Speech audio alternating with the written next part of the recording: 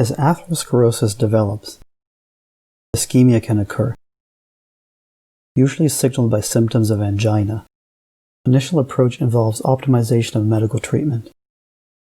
Non-invasive evaluation with standard exercise testing or stress imaging is recommended to determine the degree of myocardial ischemia. Catheterization and revascularization is frequently undertaken with hopes of reducing angina and cardiac events. There's been technical advancements, improved stent technology, FFR-guided PCI, surgical advancements with higher arterial graft use. Beyond antianginals, disease-modifying therapies are now readily available. There remains clinical equipoise on the right approach. The ISCHEMIA trial asked, in stable patients with at least moderate ischemia on a stress test, is there a benefit to adding catheterization and revascularization to optimal medical treatment? So who was enrolled? Over 5,000 stable patients with moderate or severe ischemia based on nuclear, echo, GXT, or MRI. They then had a cardiac CT and, importantly, were randomized before a cardiac catheterization, either to an invasive strategy of OMT and cath or OMT alone. It's important to review who was not in the trial. Unacceptable level of angina, ejection fraction less than 35%, ACS within the previous 2 months, PCI within the previous 1 year, prior bypass, eGFR less than 30.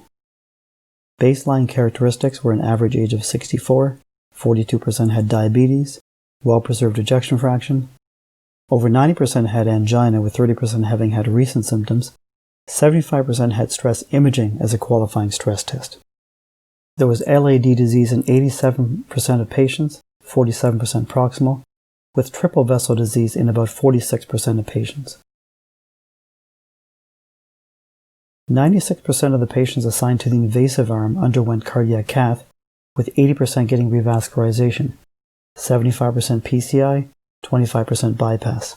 Of the 20% who did not undergo revascularization, it was due to insignificant disease or extensive disease not suitable. 28% in the conservative arm required cath, 23% revascularized. Indication for cath in the conservative group were 14% confirmed event, 4% OMT failure, and 8% non-adherence, so-called crossover. The results.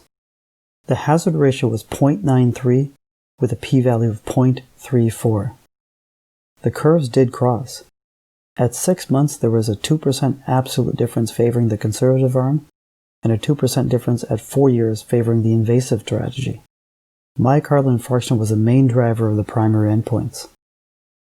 There was no difference in the major secondary endpoints of cardiovascular death or MI, with similar crossing curves. All-cause death and cardiovascular death was similar between the groups. There was no heterogeneity of the treatment effect in the major subgroups, including based on degree of ischemia, number of coronary vessels, presence of proximal LAD disease, diabetes, or high level of optimal medical treatment at baseline.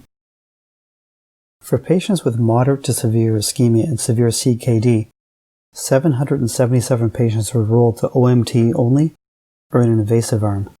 As you can see with these curves, an initial invasive strategy did not demonstrate a reduced risk of clinical outcomes as compared to an initial conservative strategy.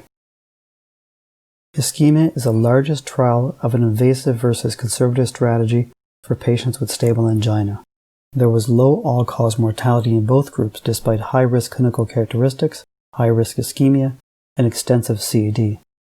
Overall, an initial invasive strategy as compared with an initial conservative strategy did not demonstrate a reduced risk over a median of 3.3 years for the primary endpoint or major secondary endpoints.